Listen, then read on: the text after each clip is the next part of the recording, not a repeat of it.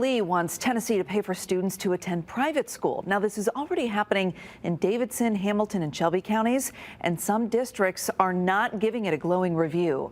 The governor's proposal includes giving 20,000 students $7,000 vouchers to use for private school. Half of those students have to be 300% below the poverty level or have a disability. The other half must come from public schools. Metro Nashville's schools board chair says they're going to have to cut services if the plan is approved. That's because they get about $8,200 per student in state funding every year. The new vouchers would mean schools could lose $7,000 per student. We asked Governor Bill Lee if $7,000 is even enough to send kids to a private school. I think that we've got to pick the right amount for our budget, but we've also seen that many of the schools, we have 75 schools in our ESA program, for example. Many of those schools have provided scholarships of their own for children who have elected to join their school. This is going to be on the taxpayers whose property taxes are going to increase in addition to their tax money going to private schools. All right, lawmakers will need to consider the proposal when they return to the Capitol in January. Well, crime is so bad in Memphis, the Department of Justice is bringing in a bunch of agents and attorneys to try to stop criminals. Crime in Memphis is at a 17-year high. This year alone, more than 350 people have been killed there. Dr. Alexander Bulikov is one of those people. He was walking with his family when someone robbed him, shot him, and killed him.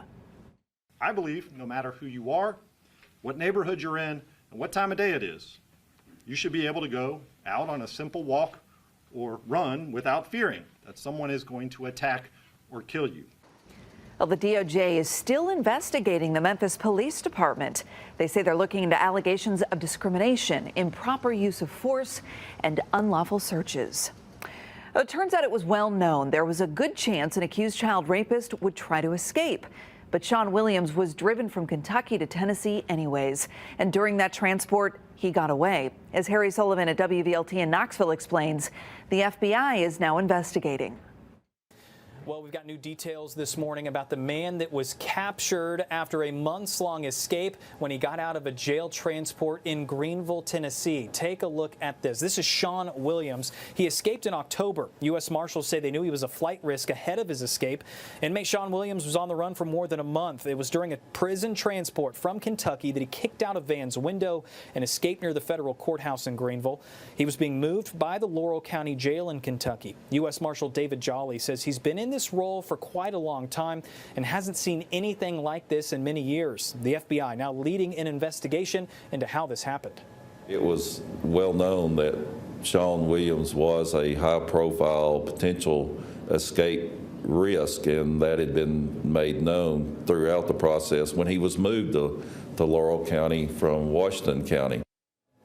Well, he'll be transported back to East Tennessee from Tampa to face various charges, but that could take several weeks.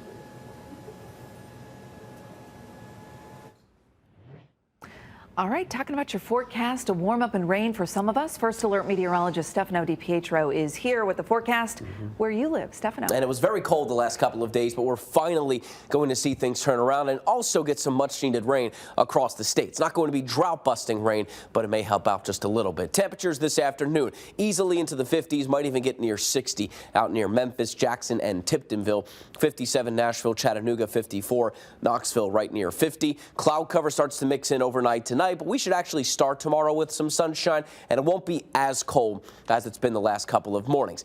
Increasing clouds throughout our day. More clouds earlier in West Tennessee than what we'll see in East Tennessee, where we should hang on to the sunshine for most of the day. Showers arrive in West Tennessee as early as the beginning of our afternoon, but the rain just gets much more widespread as we head through the evening and into the overnight. Widespread scattered rain showers, no real thunderstorm threat with this one, and no flooding threat. Most areas will get about ½ an inch of rainfall, and this rain does not last all that long. Friday morning, it's just in East Tennessee, and then finally kicks out Friday afternoon. Won't totally say no to a shower the rest of our day, but looks like we're not only drying out for Friday, but for most of our weekend, Amanda, and temperatures should get back in the 60s. All right, looking forward to that. Thanks for joining us for Tennessee in 10. We'll see you back here tomorrow morning with the big headlines from across the state. Have a great day. This is Tennessee in 10, streaming your news and weather across the state in about 10 minutes.